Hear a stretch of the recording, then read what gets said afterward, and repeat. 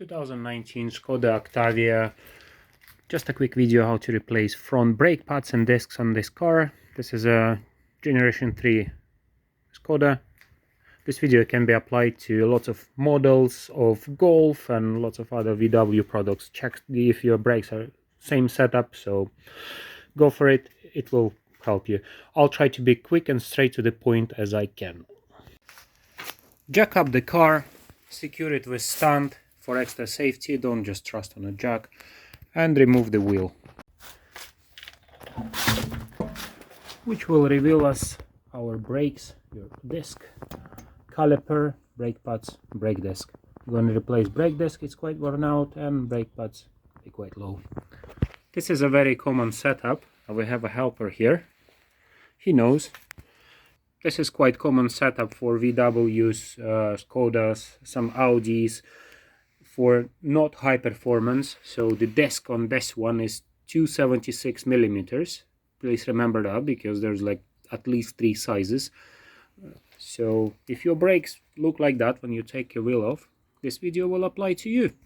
So what we do first, we have this plastic, you can use screwdriver. They are plastic covers that will reveal, let me get there, one at the top, one at the bottom. They'll reveal Allen bolts inside, 7 millimeter Allen bolts here, inner Allen 7 millimeter. And maybe worth noting that I have a pretty big tool set. It doesn't have 7 millimeter Allen, so we have 8, and next one down is 6. So I ordered on eBay especially 7 millimeter Allen. Allen is a hexagon like this. So remove those 2 bolts. These bolts look like this. They shiny long ones with the thread at the end. So we're gonna clean it up and lubricate it again. And Allen hole here, hexagon. Now we want to remove this caliper. It might be sitting a little bit tight because we have grooves here, because brake pads, they wear out discs as well. So you can use a screwdriver just to give it a wiggle. You can give it a bit of push to these pads so they spread apart. They're quite deeply indented here, so we're gonna replace the disc anyway, so we're not afraid to damage the disc or anything. So we need to give it a bit more leverage. So normally they will come off like that. So that's how it works. As you can see, now they sit on springs inside here and inside here. So the way the brakes work, when you press your brake pedal, fluid goes inside the piston, and piston squeezes these pads, and they sit on springs like this, and another springy bit goes inside. So you see there is not much left on this brake pad. One important thing, don't leave this hanging on a brake line, because we don't want to put any stress on a brake line. So put something like I use this bottle or something. Now we need to push the piston back inside, and we're gonna use commonly used tool for that. Now we go under the bonnet, open up this to let some air out. As we're gonna push the piston, the brake fluid will rise. It shouldn't be as high to overflow unless it was topped up. So, but I normally put some tissue here just to let the air out. This is what tools look like. It's the thread and a metal plate. As you turn, you push the piston back in, and this one it catches. So this one sold separately. I have a whole set on eBay. It costs almost nothing. You can use it on many different cars and types of brakes. So this is how it works. You have thread, one bit sticks into the piston, and one bit sticks to these 2 fingers on a caliper, and then you turn and you push the piston back, because new brake pads are thicker and they need to be able to fit. You push it in as far as it goes. So once it's in, you can turn this bit so it releases it, As you can see,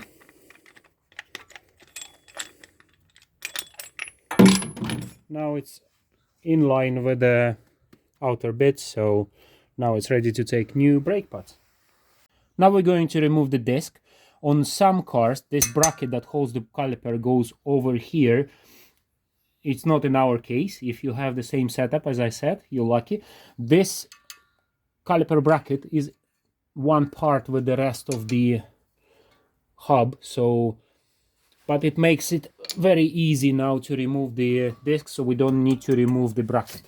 Just saying, because some cars are not as well designed. So we have T30 Torx T30. Sometimes they can be a little bit stuck, so give it a good push inside so they don't break. This one didn't. So now we can remove this little bolt. Doesn't hold the disc when your car is braking and moving, because these bolts for your wheel, and they are the ones that hold the disc. This one is just to keep the disc in place while you servicing, so it doesn't fall off. But it's not gonna fall off. This disc has been here for a while, and I know it's been there for a while. Maybe it's first time I'm gonna remove it from the car, so maybe it comes from the factory. So it gets very friendly with the hub, so with a little bit of rust underneath there, so it's quite stuck. It's not gonna be easy to take it off, so we're gonna use some brutal force on it.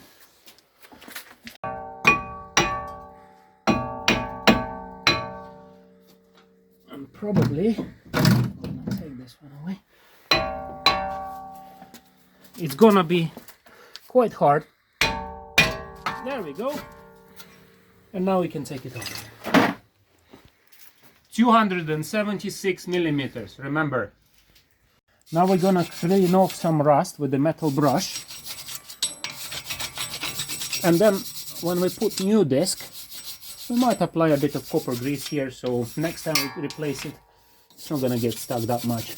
You don't go too excited. We don't want to splash it on the braking surfaces, just a tiny bit. We can give it a good clean to this bracket. Try not to breathe with this, because this is not good. Just a tiny bit of copper grease. Copper grease is the grease that can hold the temperature, because this whole business gets hot. That's how your car brakes, transfers the energy into heat. And then we're gonna just apply a little bit, so it does. Next time we take it off, it doesn't get stuck too much, like this. Now we take new disc. Quite often they come coated with some painting that wears off on the first brake. This one is sealed in a plastic bag, and as you can see, it's oily. Now we don't want oil on our brakes, so what we're gonna do, we're gonna take a bottle of brake cleaner,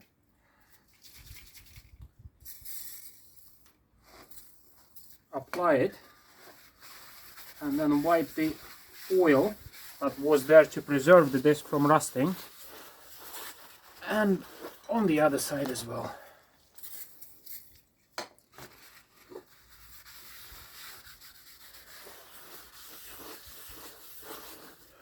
And with that, we can put the disc where it belongs. With this little tiny bolt, I usually put little bit of copper grease as well, because sometimes with the time they get rusty and it get stuck. And if you have stuck this little bolt and stuck whole disc, so it can be problematic to do in the future. So we want to have it future proof. You don't have to have it tight. As I said, it's only here to hold it in its place. And don't do it too tight, just so it sits there, and next time it will be easier to remove for you. So give some clean to these bits as well, because lots of residue from the parts, they go everywhere. Some people lubricate it as well. I don't think there is need to lubricate it. Up to you. But as long as nothing gets on the brake, no lubrication gets on the brake surfaces. Okay. Here come our new pads. Quite often they come with a sensor as well. I'm not sure if this set comes with a sensor. This one didn't, because this car doesn't have a brake wear sensor. Some of them have like a little wire sticking out and a plug. So if you have that plug, in some cars, you connect that plug to the where it goes. Or if you don't, you just cut the sensor off if it comes with a sensor. It's normally like a wire coming out of here. When it wears out to the wire, it gives you a signal on your dash that brakes need to be changing. But this one, as you can see, it's all simple. So what we do, we just stick this here and this here, and then it goes over the disc. And then with the new pads, we just put it back on. Make sure that this goes over the bracket. I can't do it with one hand now. My operator has gone, so I'll just show you the end result. You need to make sure that this bit, caliper bit, goes over the bracket here at the bottom, like this. And then you push it on, and we put the bolts back in. Make sure this goes over the bracket, this bit of the caliper. Okay, simple. This is how it sits. It won't fit any other way, so don't worry, you won't get it wrong. So bottom, top, just up to the bracket, and the bottom is, these are our brake pads sticking out here, and this needs to be over this side. Simple. As for these bolts, shiny ones that hold the caliper, wipe them, clean them, because the caliper travels on them back and forth as you press the brake slightly. And I don't recommend to use copper grease on them, because copper, as the greasy bit wears out, the copper can get a bit sticky. So because it needs to be slippery, you can use something like a silicone grease up to 200 degrees Celsius. So apply a bit grease onto this. So I'll apply it, you see, I've put some grease on it, just let it focus. So, and then we put it back on the back where it belongs.